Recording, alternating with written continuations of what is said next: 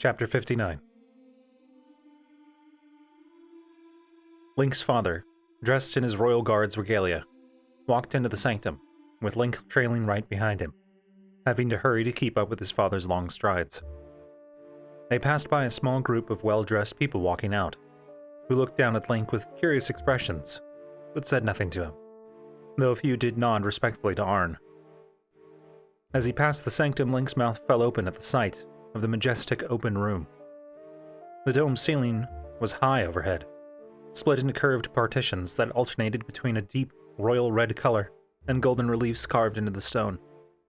Enormous windows just under the ceiling let golden light stream into the room, giving it a warm hue, and between the windows were a pair of statues of mounted knights wielding pikes. Directly in the center of the ceiling was an opening, and as Link stepped under it, he looked up and saw with wide eyes the bell tower. At 5 years old, the tallest building that Link had ever seen was a windmill. This tower alone dwarfed the mills back in Hatsuno Village by a lot, to say nothing of the castle as a whole. The room's floor was inlaid with beautiful stonework, and that triangle symbol that Link always saw in his father's armor and weapons. And around the sides of the room were two long staircases that led up to the center of the second level, where two thrones sat, backed by a large statue. Those two thrones were, at the moment, empty, which Link thought strange. Didn't his father bring him to meet... Arn, I didn't know you'd returned. Link spun to see two adults, a tall, broad-shouldered man with a thick beard, black, speckled with strands of gray, and a short, thin woman with long blonde hair. The man wore the crown bearing the golden wings of the royal family. Link gasped, eyes widening, and he desperately tried to remember what his father told him about meeting the king. Was he supposed to bow? Was he supposed to... His father grinned and walked up, clasping the king's hand at the wrist. Your Majesty, it is good to be back. And it's good to have you back, the king said, showing his teeth from behind his beard. I haven't had someone to play a proper round of stones against in 2 months. Arn chuckled. You're just excited to have someone around that has worse luck than you. Perhaps. It's good to have you back, Arn, the queen said, giving him a familiar smile. Arn inclined his head towards her, in a familiar yet more formal greeting than he'd given the king. And I noticed you brought someone with you. She looked towards Link, giving him a warm smile. Link blushed but noticed something else that he hadn't noticed before. From behind the queen's deep blue dress, a face peeked out. A young face. A child, with golden hair and bright green eyes. Arn turned and smiled at Link, motioning for him to approach. Your Royal Highnesses, I would like to introduce my son, Link. He's going to be coming to live with me here at the castle until he is old enough to begin training as a page. I'm surprised Medley even let you out of her sight, the queen said. From her letters, she sounded like she dreaded letting him go. Well, she has her hands full with little Arl right now, Arn said, nodding, though I can't say she was pleased with me. But I hope to have them come stay here in Castletown for the winter, and then of course Link and I will travel back for the harvest. Rowan bent to look at Link, a twinkle in his eyes. Come here, son. Link hesitantly stepped forward. So, are you wanting to be a knight like your father? Link nodded. Perhaps a member of the Royal Guard? He nodded again. Oh dear, you're starting him early, the queen said, chuckling softly. He's already better with a sword than most adult men I know, Arn said, growing somewhat more serious. He's a natural. I hope to have him start formal training soon. Rowan glanced at Arn, nodding sagely. Good, good. He looked back at Link. You know, your father has been in my service for many years. I consider him to be one of my staunchest supporters and closest friends. He looked to the side and reached behind the queen, pulling the little girl free and bringing her around so Link could see her. And this is my daughter, Zelda. Maybe one day, when you are older and a knight yourself, you'll be just as close a protector and friend to her as your father is for me. The sanctum of Hyrule Castle was no longer beautiful and ornate, but broken and grotesque. Pieces of the beautiful stonework crumbled to the ground. The windows were shattered, and the king's throne was no more than a pile of rubble. The light that filtered down was red and ominous. And over it all was a crimson, pulsing mass that hung from the ceiling, where the opening to the bell tower had once been. It hung from lines of Shikatek and malice that spread out like creeping vines or veins, reaching up into the ceiling and breaking through the stone. The tendrils had no discernible beginnings or ends, but just twisted into themselves in intricate and unknowable patterns. Interspersed through the tendrils were pieces of guardians. He saw at least 2 of the machine's heads hanging down from the ceiling, inert and blackened, drained of all color. Their surfaces pitted and pockmarked. The amorphous mass that hung from this, however, was the worst of it all. It could have been spherical in shape, but it wasn't solid. Instead, it moved, squirmed. Parts of it stretched like something deep within was pushing to get out. It was covered in red lights and lines and other Sheikah designs. A light from within pulsed, revealing a dark shape just inside. It was hideous, abnormal, eldritch. It drew his eyes and filled him with horror and disgust. The feel of malice on the air was nearly overwhelming, even with the Master Sword pushing some of it back, and Link felt as though he was covered with grime. His hands felt oily. His hair stuck to his head, as if matted with sweat. His stomach turned at the sight, the feel, and smell of the room. He had to resist the urge to retch. Goddess, what is this? The mass quivered as he entered the room, stretched and pulsed more violently. He heard something within it, like something moving through thick liquid. The castle trembled. I can't hold it any longer, Zelda said, voice weary.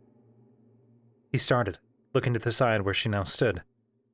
Much of her golden glow had faded and she looked exhausted. She looked at him, meeting his eyes. I'm sorry. I've done everything I can. The mass shook, and something pressed hard against it, stretching. It looked as though it would tear, rip apart. That's all right, Link said, as he stilled the fear in his heart. He was there to finish this, once and for all. Let it go. He drew the Master Sword, the shining blade pushing back some of the darkness. She nodded. Suddenly, a beam of white light burst out of the quivering mass. It fired across the floor and up the wall in a wide arc, burning through stone as if it were nothing. The castle shook again, pieces of stonework crumbling and falling. Link threw up his shield and stepped between Zelda and this thing, as another beam of light shot out the other side, obliterating chunks of the floor. Suddenly, a dozen smaller beams of light appeared in the dark mass. The light cut through the outer skin, and the hanging mass burst. Something fell out of it. Enormous with multiple arms and legs, it crashed to the stone ground, which shook and cracked under its weight. Link stumbled and looked on with horror as more fissures appeared in the floor. The thing sank down. The room shuddered, and the entire floor itself gave way. Link! Zelda cried, as the stone under Link's feet lurched and then fell, taking him with it. He barely had time to think as he fell down into the dark pit in the ground. Sheikah patterns flashed by on the walls. He could see the creature opposite him, a writhing mass of appendages that lashed out, colliding with pieces of the stone floor. Link himself felt the remnants of the floor he'd been standing on at his back. Would it crush him when they hit the ground? They passed through the circular pit and into an enormous room with a huge domed ceiling. He could see the ground now, rushing up to meet him. This, then, was how he would die. Not in battle against a great evil, but by falling into a pit and being crushed by rubble. He didn't even fear, but just felt numb. His thoughts were sluggish. At least, maybe Ganon would experience the same fate as he. Suddenly, the golden light surrounded him. He glowed with it, shining as Zelda shone. He felt her, not her body nor her hands or arms, but her presence. It caught him, slowed his descent. The thing and chunks of floor fell away beneath him, slamming to the ground with an almighty crash that sent up a plume of dust shrouding the room. He, however, floated down, slowly, until finally his feet touched the ground, as gently as a feather. The thing in the midst of the cloud of dust moved, and the shining sword in Link's hand pulsed in anticipation. He felt the spirit's mind mingling with his, almost quivering. Ganon. The dust began to settle as the creature within turned in a slow circle. It had far too many arms and legs. He saw legs like guardians, while others were segmented and made of throbbing malice. Some appendages ended in fingers that were too long, others ended in weapons. A huge red cleaver, a long blue spear, a cylinder that had a guardian's eye at its center, a sword. One of its long arms, which stuck straight up out of its back, ended in fingers tipped with shining blue claws. Ganon's body was long and segmented like a grotesque spider. It made him think of the spider that had attacked him in the Lost Woods, but far, far worse. It had a raised, almost humanoid torso, though even this bore too many limbs. Everything was either covered in Sheikah technology or writhing, pulsing malice. It faced him finally, and Link saw its face. It was as if Ganon had tried to make a man's face, but had only the barest understanding of what a man looked like.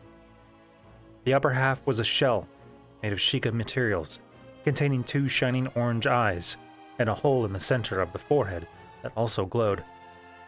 Beneath that was a mass of malice that formed a wide, open mouth, with jagged teeth that jutted out crookedly. A mane of red hair sprouted out widely in all directions from behind this face. Ganon moved its mouth, and from it, a word formed. Hero. It drew out the vowels in the word, turning it into a long hiss that sent ice down Link's spine. And then its face contorted in sudden rage, and it threw itself back, its upper torso rising into the air. It released a shriek that shook the foundations of the enormous room. Link rotated the Master Sword in his hand, and held his shield in his right. They both felt insignificant against this monster, but he had to fight. It's the one that did this. Arl, Father, the kingdom, my friends, my people, Zelda. It did this. Ganon's torso fell back down so that its face settled right in front of him, wide mouth forming a disturbing leer. And then, it swept the fiery cleaver toward him. Link reacted instinctively, throwing himself into a backflip that cleared the cleaver, though he felt its intense heat as it passed underneath him. Another of Ganon's arms lashed out, the one holding the smaller guardian sword.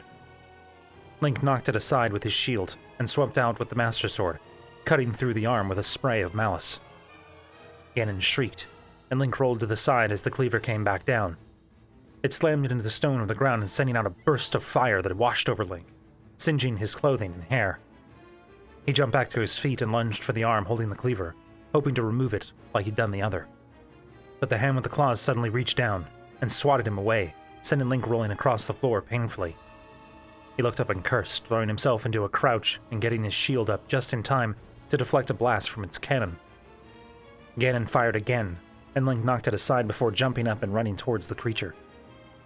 Ganon roared in fury and drove its long spear, just like the one that had nearly killed him in Ruta, towards Link.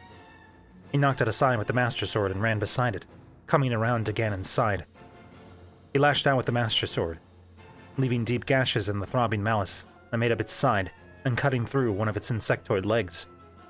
The creature screeched and skittered out of Link's range before sweeping out with the fiery cleaver again. Link had no choice but to dance back and bring up his shield again. The spear slammed into it, and he grunted as the impact ran up his arm and drove him another 2 steps back. I need to get closer. He spun to the side, avoiding another thrust of the spear, and ran for Ganon's face. If he could get in there, he could plunge the Master Sword right there between its eyes. Maybe that... The clawed hand shot out towards him, but Link was ready this time. As the shining blue claws reached down, Link swiped the Master Sword up, cutting through the long palm, and sending 4 of the clawed fingers away. Ganon pulled its hand back, roaring in pain or fury. Almost immediately the hand began to regrow its fingers, though these did not appear to be tipped in guardian weapons. The cleaver cut to the side, and Link spun, getting both the Master Sword and shield up. They protected him, but the strength of the blow knocked him onto his back. It felt as though his shoulders had nearly been dislocated. He gasped for breath as Ganon raised its spear above him. Link rolled towards Ganon, coming up just under its raised torso.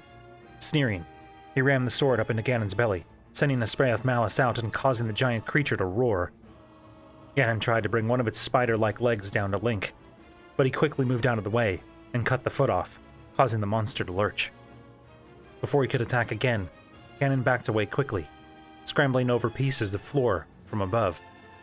When Link tried to pursue, it fired at him with its cannon, forcing Link to duck behind his shield.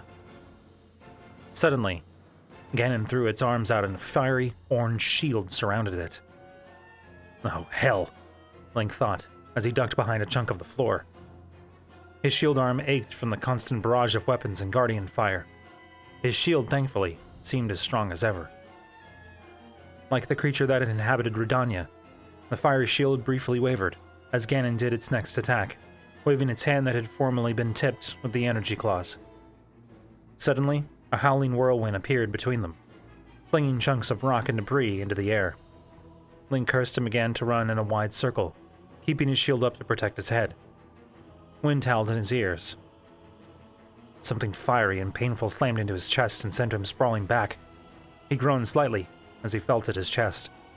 A scorched hole had been burned into the center of this tunic. Ganon's cannon. Link pushed himself back to his feet, gritting his teeth.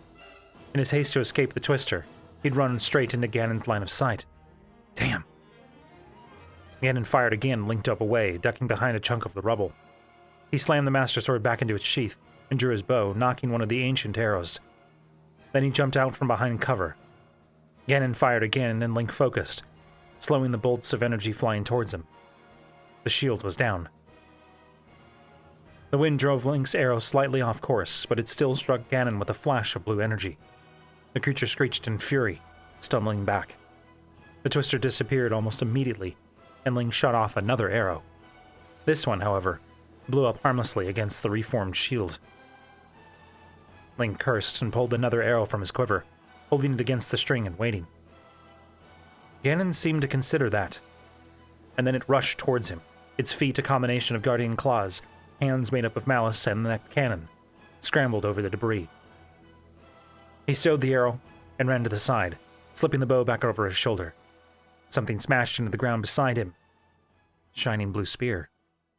Link changed directions just as a bolt of guardian energy shot past, and suddenly something hit him from above.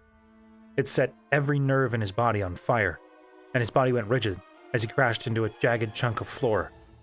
He heard, rather than felt, one of his ribs snap from the impact. "Link!" Zelda's voice. He couldn't see her, but she was still watching. Groaning, hands trembling, Link rolled onto his side, coughing. What hit him? He looked towards Ganon, which now stood a short distance away. That same wide-mouthed grin on its skull-like face. One of the hands on its back was raised into the air, and it crackled with electricity. Really? That too? Suddenly, another bolt of lightning shot out, arcing through the air and striking him. Link's back arched as pain washed over him, and the broken rib that he hadn't felt before flared to sudden and agonizing life. He tried to cry out, but his teeth were pressed so tightly together that he felt as though his jaw would crack next. Get up, Link! I can't stop. Not now. But I'm so close. Not when so many people are counting on me. Something within him came to life again. Like a cool bath after a long day in the sun. Mipha's healing abilities went to work. They soothed away some of his pain, stopped his muscles from spasming, and gave him clearer focus again. Ganon's hand crackled with electricity again. Link reached back and drew the Master Sword, getting it out in front of him. The lightning struck the sword, and though Link felt some of it pass through, into his arm, it did not debilitate him as before. The Master Sword could counteract it, to a point. Ganon released an angry sound and rushed toward him, flaming sword at the ready. Link reached down, touching the Sheikah slate still firmly attached to his hip. And then he drew himself to his feet, quickly backing away from the creature and its glowing shield. Ganon didn't stop coming, scrambling over the rubble that Link had fallen into. Link reached down and tapped the screen of his Sheikah slate again, and the remote bomb, which had been left in the small hollow next to the jagged piece of rock, exploded, inside of Ganon's shield. It wasn't enough to kill Ganon, of course, and maybe not even enough to particularly damage him, but it was enough to break his concentration. The shield fell in Ganon's feet, briefly lifted off the ground from the blast beneath it. Link swiped the Master Sword through the air, sending an arc of white light towards the arm that wielded the electricity. It struck true, and the spindly arm burst into a cloud of malice. He yelled in fury as he raced toward Ganon. He thrust the Master Sword out, intent on driving it into Ganon's forehead, but the cleaver was suddenly there, blocking his blow. Before Link could properly recover, Ganon swung it and struck Link hard with the flat of the blade, knocking him to the side. It raised the spear into the air, and then drove it down into the ground. At once, a circle of blue light appeared around it, and Link barely had a moment to question its appearance before the ground itself erupted beneath his feet. He cried out in shock and pain as he flew back, hitting the floor and rolling to a stop some 15 feet away. Ganon threw up its shield once again, and sidled along until it reached one of the walls. He used its leg to begin climbing up the wall, like the spider it resembled. Link rolled out of the way as it began to fire its guardian shots towards him again. He barely got his shield up to deflect another of the shots. "How do I kill this thing?" "Keep it up, Link," Zelda said.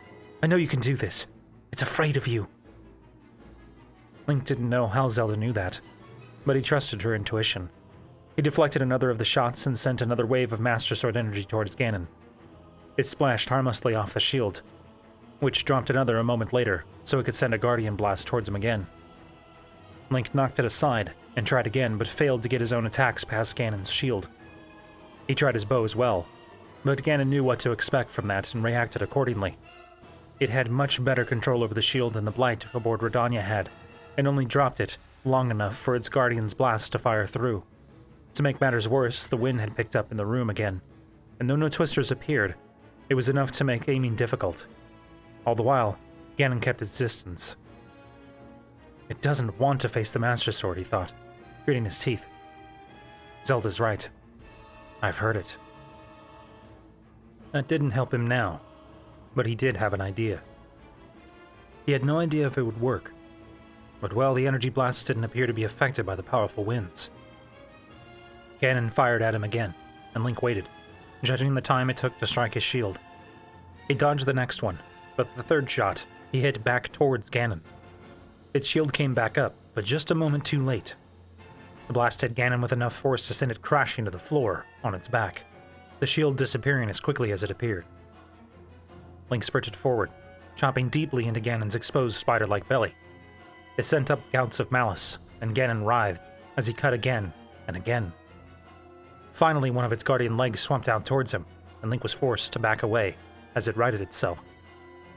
Malice still sprayed out of the wounds he'd left, some as smoke, while some gushed as a thick liquid that coated the ground. Ganon whirled on him, roaring in fury. It drove its spear for Link's heart, but he knocked it to the side.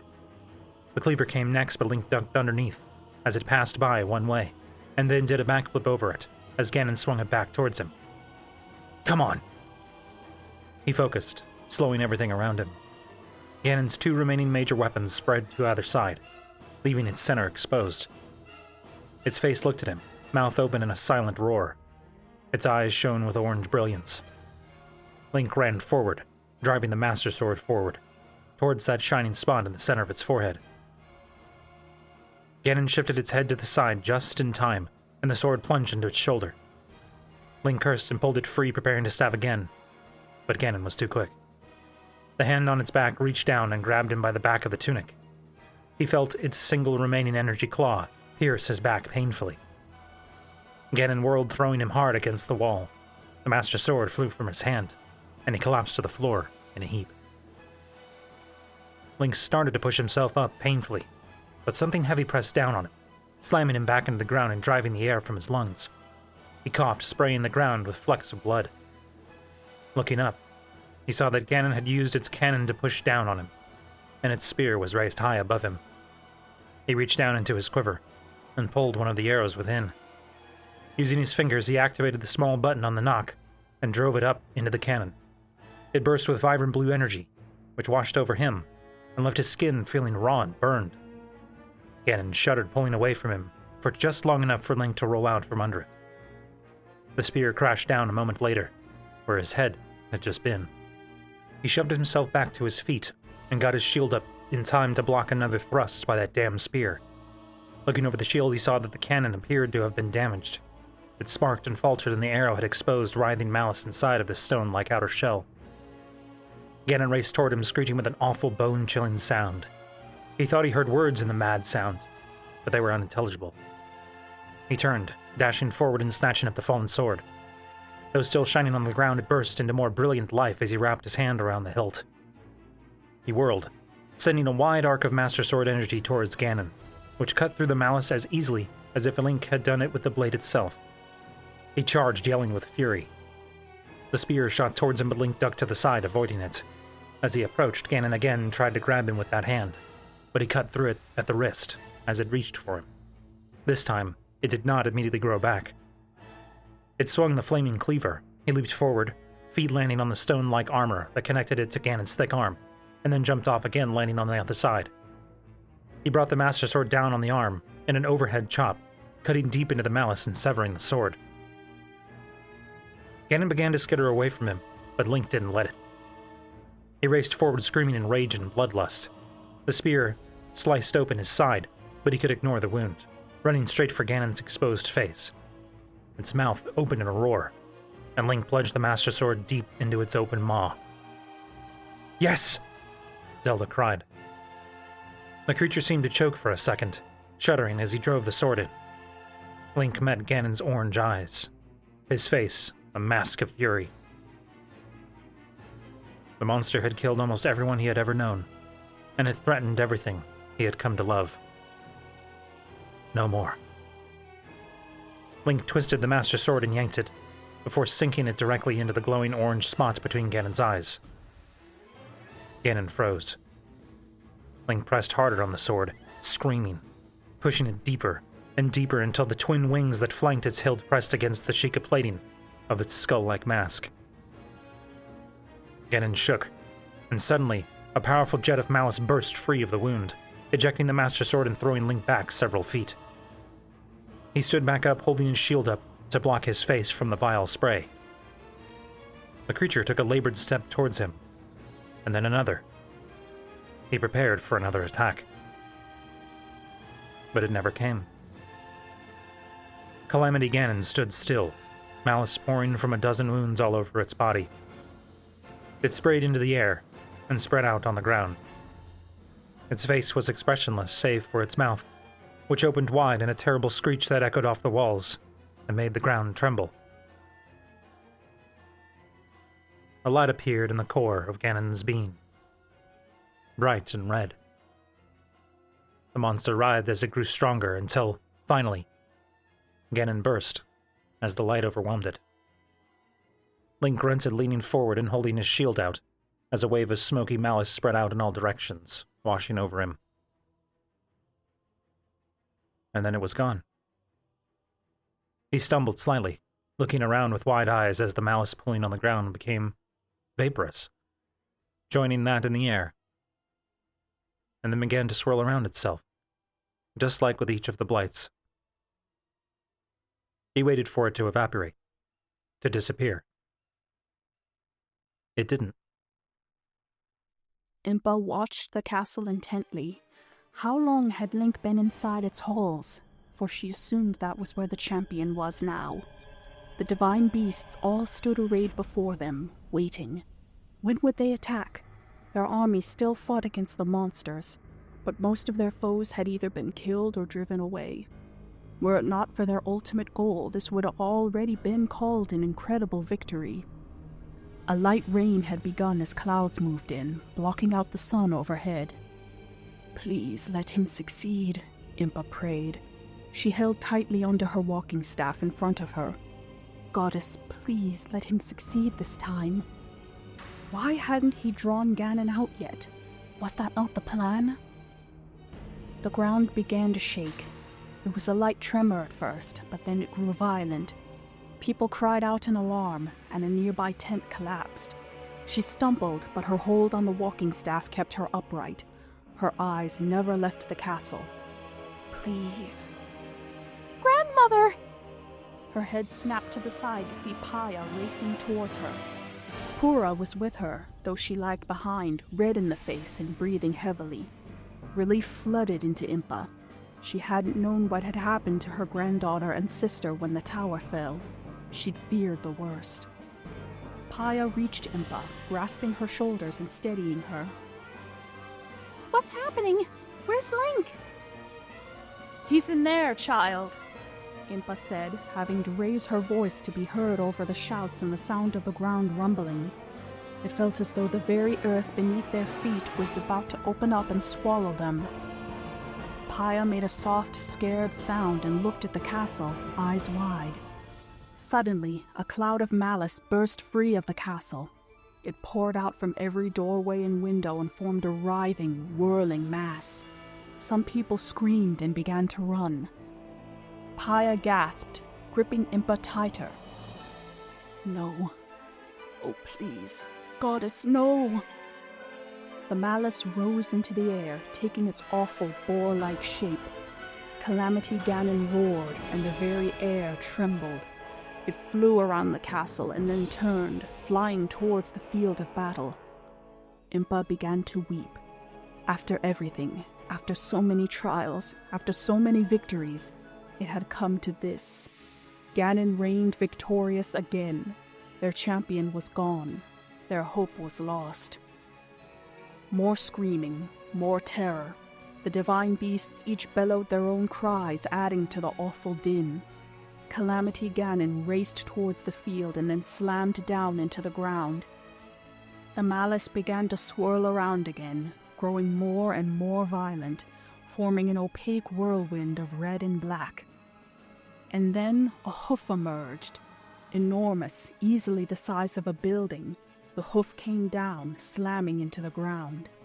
Another hoof emerged, and then another, and then she saw the head. It rose out of the cloud of malice, high above them. Two tusks jutted forward like a bull's horns, a flat pig snout, and a pair of shining red eyes. The cloud of malice compressed and became this creature's body, forming reddish flames along its back that were painful to look at. Paya cried out in shock. Impa trembled. This was it then. Ganon was well and truly free. Link gone. Zelda gone. And this monster would destroy them.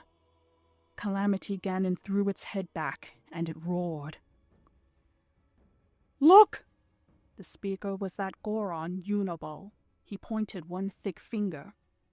He pointed at a spot on the field just below Ganon. Impa's breath caught when she saw a shining golden light hovering above the grass. It was so small, so insignificant before that beast, that she hadn't noticed it before, but she did now. The light grew, expanded, and then it formed the shape of a horse and a man. The light faded, and Link was there, the Master Sword held in the air, shining as brightly as ever. Hope burst to life in Impa's heart, and she sank to the wet grass. Paya was crying too, but her terror had been replaced by a look of joy. Others began to cheer, to roar their approval. The divine beasts screeched, bellowed, and trumpeted. And then the true final contest began. Link slowly lowered the Master Sword, staring up at the dark beast that Ganon became. It was daunting, so large and powerful looking. But he was far beyond being cowed by something just because it was larger than him. "This is it, Link," Zelda said, sounding breathless. He couldn't see her, but he understood. She was still preserving her power as much as she could, preparing for the end. "What is it?" he asked, flinching as it stomped its foot, causing ground to shudder. Spirit blew nervously, dancing in the grass. "Shh," he patted his horse's mane. Ganon is the embodiment of an ancient evil reborn time and time again, she said. Her voice took on a softer tone. It almost sounded as though she pitied the beast. This is Calamity Ganon in its pure enraged form. This is what it could have been 100 years ago, were it not for its desire for a body. It's given that up now, though, and it will ravage the land if we don't stop it. He looked out and saw the people, the army that had come to support him, to give him this chance. They would all perish if he failed. He wouldn't fail. Tell me what to do. Use this. Motes of light appeared before him, collecting together until they formed a beautifully wrought bow, with golden limbs and an intricately carved curved grip. Even the strings seemed to be made of white gold. It shone with the same light that surrounded Zelda every time he saw her. I entrust you with the Bow of Light, Zelda said. It is a powerful weapon, and will weaken Ganon further. Just draw the string back and it will fire arrows of purest light. Use it, use the Master Sword. Weaken it just a little bit more, Link. And the Divine Beasts? Soon. Very soon. He nodded. Go tell them to be ready. He sheathed the Master Sword and dropped his normal bow to the ground. When he reached out taking the Bow of Light, it thrummed in his hand. He could feel its power. Ganon roared, and Link kicked Spirit into motion, racing across the grassy fields toward his ancient foe. The horse, as always, did not shy away from danger, but galloped forward with courage. Link. Zelda's voice grew quieter, as she still sounded like she was right there with him. I'm so proud of you for coming this far. He drew the bowstring back, and as he did so, a white arrow, with a golden tip, formed out of light, resting between his thumb and forefinger. He took aim, and fired. The arrow flew true, striking Ganon's shoulder with a powerful burst of light. The monster bellowed, stumbling and then turned towards him. It raised its head, and Link saw something forming in its open maw, between its tusks. A moment later, a beam of fiery red energy burst forth, tearing across the ground in his direction. He leaned low on Spirit's back, guiding the horse. They just barely got out of the way, and a fiery wind blew past them. I don't know if you've yet recovered your memories, Zelda said, again into his ear. But your courage has never wavered, never changed. I always expected as much. Courage need not be remembered, for it is never forgotten. He drew again and shot an arrow towards Ganon's leg. The arrow struck and the malice rippled around it, but it did not disable the beast, as he'd hoped. It screeched and lifted the foot. Its shadow passed over him. Spirit swerved to the left, directly under the beast's belly. Link transferred the bow to his right hand and unsheathed the Master Sword, holding it up and thrusting it into Ganon's belly, drawing a line as he passed. Ganon shrieked, quivering. He sheathed the sword again as he and Spirit passed through the other side. Turning in the saddle, Link shot another of the light arrows at Ganon's flank. The beast turned its head, firing off another of its fiery blasts. It tore across the ground, sending up gouts of dirt and stone. It obliterated the trees and stone like they were nothing more than paper. Another arrow. Another burst of light. That's it. Keep going, Link. Link turned Spirit and cursed when he saw a fiery line heading straight towards him. The horse turned aside just in time, but then they passed under the shadow of another of Ganon's great hooves. He turned back the way he had come, where red flames burned in the gash left behind by Ganon's attack. Spirit leaped over the scar on the ground, and Link turned him in another wide circle, coming around to Ganon's face. He shot another arrow, and this one struck one of its tusks. The arrow broke off the tusk's pointed tip, sending black shards falling to the ground. Come on, Spirit! The horse raced across the ground just ahead of another beam of fire. At the last second they turned and the beam continued on, straight into a group of Gerudo that were positioned too close to the battle. Link watched in horror as it tore through them, sending bodies flying and horses screaming. No! Lightning flashed from the sky and it struck Ganon, causing the beast to bellow. It turned its fiery beam on Naboris, and the divine beast shuddered, stumbling as it was hit. Link saw that the blast left a deep gash in its side, exposing some of its internal components. "The divine beasts!" Zelda cried. Link fired another 2 light arrows at Ganon, getting its attention again. It turned its weapons on him, but too slowly. Link passed right underneath its head and held the Master Sword up, cutting another deep slice in its belly, lengthwise. As he passed by one of the hooves, he leaned out and left a cut in it as well. "You're almost there, Link." Link turned in his saddle, sending forth another light arrow. Right in the crag, as Daruk would say. Ganon roared. The earth shook and a fissure in the ground appeared right in front of him. Link swore and leaned low as Spirit leaped.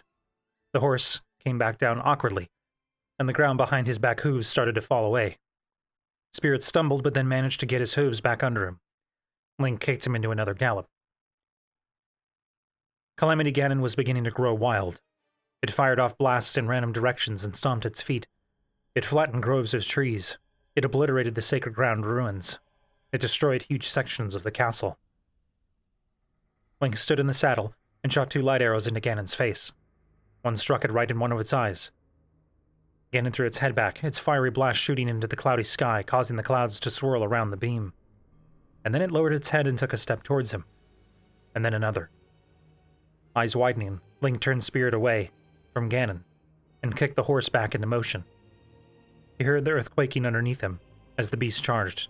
As they raced away, he turned in the saddle and saw it rapidly gaining, its superior size more than making up for its slower movements. Link drew the bow of light again, sending arrow after arrow in Ganon's direction, but the monster kept charging. It roared in fury, lowering its head and pointing its remaining tusk at Link. He turned Spirit in a tight loop, and for a brief moment, he felt the horse's hooves slip on the wet grass. But then they were through the turn and racing back in Ganon's direction. Ganon tried to correct its course, but it was far too large and bulky to be able to do so as effectively as Spirit. Link slipped the bow over his shoulder and pulled the Master Sword free, holding it out to the left. Taking a deep breath, he leaned out, nearly parallel to the ground that raced by, and sliced deep into both of Ganon's legs. He pulled himself upright in the saddle and turned to see Ganon's massive form stumble, malice spraying free of its legs. Overhead, the sky had grown dark, the clouds growing red with Ganon's influence.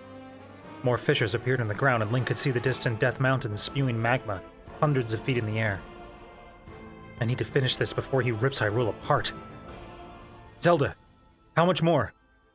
We're so close, between the eyes. Link turned Spirit again, heart hammering within his chest. Ganon slowly turned to face him, and he saw it preparing to fire its powerful blast toward him again. Gritting his teeth, Link raced straight for the beast. The beam of fiery red energy shot out of Ganon's mouth, and Link pulled Spirit to the side at the last moment.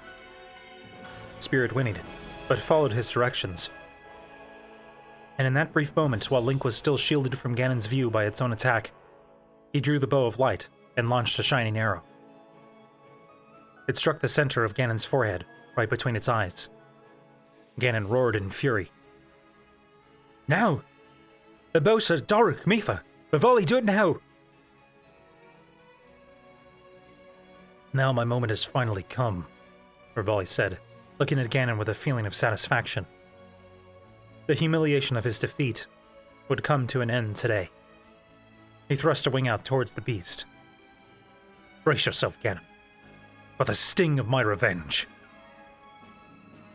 Mifa looked on, hands folded over her heart, smiling as she gazed, not at Ganon, but at the small form of Link far below. "I knew you could do it, Link. I always knew you wouldn't fail." Daruk slammed his fists together, laughing. "That's it, little guy." He stared into the beastly eyes of Ganon, and the Goron thought that he saw fear in them. And for good reason. "Now, open wide, Ganon." Urbosa crossed her arms and smiled. Finally, there would be peace for her people, and for her Zelda. 100 years in the making. Hold on, little bird. Our moment has finally arrived.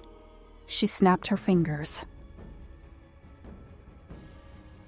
Each of the divine beasts faced Ganon. Meadow, with its wings outstretched. Ruta, with its trunk raised to the heavens. Rudania, with its head opened and the weapon spire inside exposed. And Naboris, with its legs folded underneath it and head forward. And, before each of them, a ball of light appeared. They grew and grew, until, suddenly, with a blast far greater than any Guardian had ever produced, they shot forth, forming 4 massive columns of energy that slammed into Ganon. Calamity Ganon screamed, the blasts ripping through the malice, tearing away chunks of its writhing, red-black flesh. It collapsed onto the ground, shaking under the force of the attack, making that awful, ear-piercing sound. And then the attack was over. The beams of energy grew thin and dissipated. Black smoke rose from Ganon's body. The beast lay on the ground. It was diminished, smaller, thinner, emaciated. But even this was not enough to destroy it completely. It began to move again. She appeared as a golden light in the air, floating slowly down in front of Ganon. The light resolved into Zelda, her white dress rippling around her. She shone like the sun. Calamity Ganon looked up at her, its red eyes following her descent. Her feet touched the ground, and she looked up at the creature that had caused her such pain, such grief. 100 years. 100 years with only this creature as a companion. It repulsed her. It terrified her. Yet she understood it. She understood its rage. She understood the pain of being reborn again and again and again. She understood how a mind could break after being trapped, alone, for such a long time. She understood it, and that understanding made her hate it infinitely more. Ganon opened its maw, and within she could see death. It wanted to attack her. It prepared to attack her. No. A pulse of light shot out from her in all directions. It washed over Ganon and shattered it. Its body broke apart, becoming smoky, misty malice once again. But it was not gone. Not yet.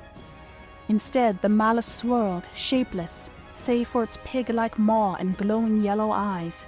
It rose into the air, and she watched it, her expression controlled.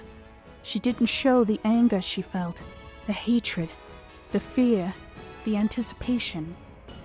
Ganon circled, and then it roared, turning and racing towards her. One last attack, one final attempt. Perhaps, if its mind hadn't been so broken, it would have known how futile this act was. Zelda raised her hand, palm facing the beast.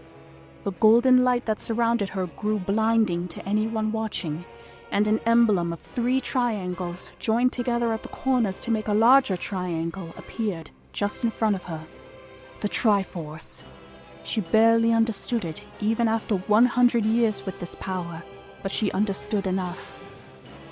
The power exploded from her hand in an expanding bubble. It overtook Ganon quickly, and in that moment, the creature seemed to realize its mistake. It turned, streaking into the dark, cloudy sky, trying to escape. But it was too late. Too late. Link gasped as the light overcame Ganon. He knew that power. He'd seen it at the Blatchery Plain 100 years ago. But this was different. Far, far more powerful than that attack had been. It blazed like the sun, and it grew until it was the only thing in his field of view. Just it and the beast. It washed over Ganon, and Link watched with awe as its smoky form was consumed. And then there was only the power. The ball of light ceased expanding. And then it contracted faster than his eyes could follow. It compressed into a small black sphere floating just above Zelda. And then it, too, was gone. And Calamity Ganon, the scourge of Hyrule, was no more. Link slowly dismounted from Spirit legs shaking. He dropped the golden bow to the ground, and it burst into shards of light that quickly faded. Overhead, the rain stopped. The red clouds lightened and began to move away, like a scroll being rolled up. And Zelda, his Zelda, stood in the field, not 20 feet away. The golden light that surrounded her faded, but not her. She remained, hands at her sides back to him. Standing upon a field of grass, her long blonde hair fell down to the small of her back, no different than had it been 100 years prior. "I've been keeping watch over you all this time," she said, her voice soft. "I've witnessed your struggles to return to us, as well as your trials in battle." He began to walk towards her. I always believed that you would find a way to defeat Ganon." He moved faster, heart racing. It was Zelda. She was there, right there. She turned towards him. "I never lost faith in you, even after all these years." She clasped her hands between her breasts and looked up at him, meeting his eyes. He didn't let her finish. He broke into a run and caught her up in his arms, lifting her off the ground and spinning her around. He laughed, holding her close. He could feel her. Her warmth, her body against his, her arms wrapping around him, her face pressing down against his neck. He even thought that he could feel her heart, beating as quickly as his own. Link held Zelda like that for a long time, even when his spinning came to a stop. And when he finally set her feet back on the ground, he held her still. She trembled, as did he. She began to cry softly, and he tightened his grip, lowering his head. Her hands clung to the back of his tunic. "You're here." "I'm here." "I'm here." "I'm sorry it took so long. Shh." Zelda pulled her face back, though he made no move to actually release her from the embrace. She smiled up at him, tears on her cheeks. He realized that he could feel tears on his own as well. "It's over." It was over. The pall that hung over them during their journeys, no, for their entire lives, was suddenly and completely gone. Ganon was gone, destroyed, sealed. He didn't care. It was over. And Zelda, his Zelda, was in his arms. In that moment, every trial, challenge, doubt, pain, fight, it was all worth it. It was worth this moment in time, when he could finally be reunited with the princess he loved. "Zelda, He paused as a shadow passed over them. He looked up to see, surprisingly, Cass flying down. The Rita landed with a small burst of air. "Cass?" Cass smiled at them, and Zelda gently pulled out of Link's arms. He was very reluctant to let her go. When she pulled completely away, however, Cass gave her a deep, respectful bow. "Zelda, this is Cass, who for once I really wish wasn't around. He is honored to finally meet you, Your Highness." Cass stood back up, smiling at her. "Link here has spoken a great deal about you." For a long moment, Zelda seemed uncertain what to say. Perhaps it was the fact that she hadn't spoken to anyone but Link in so long. Or perhaps it was the way he called her by her royal title. She finally cleared her throat.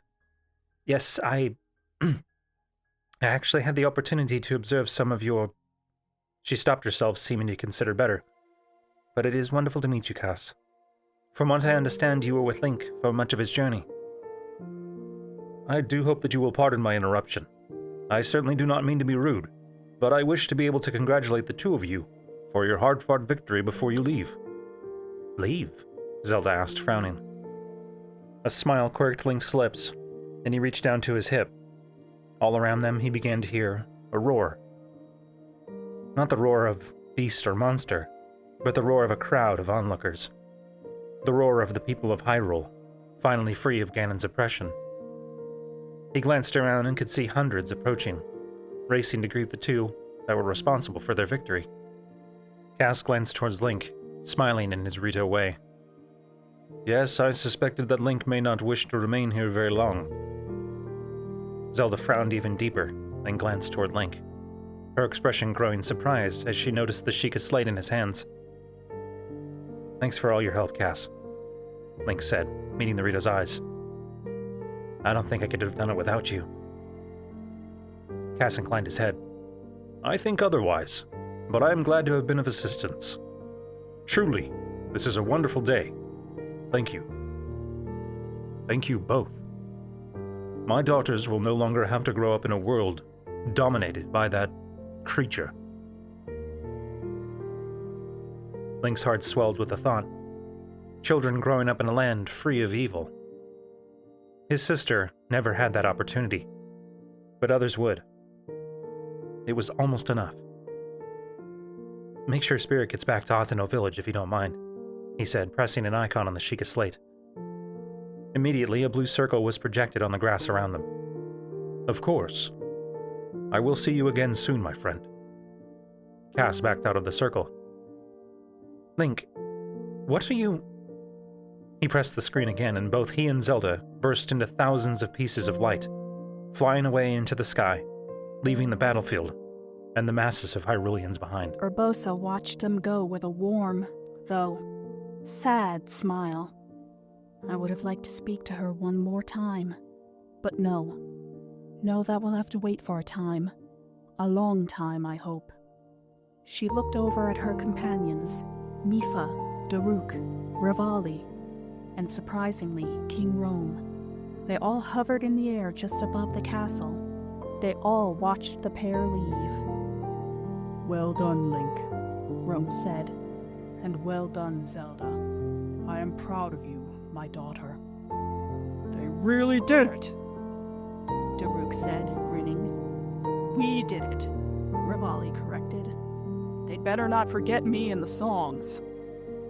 Mipha laughed softly. Somehow, I doubt anyone would ever be able to forget you, Revali. Even with his memory loss, I doubt Link even truly forgot you.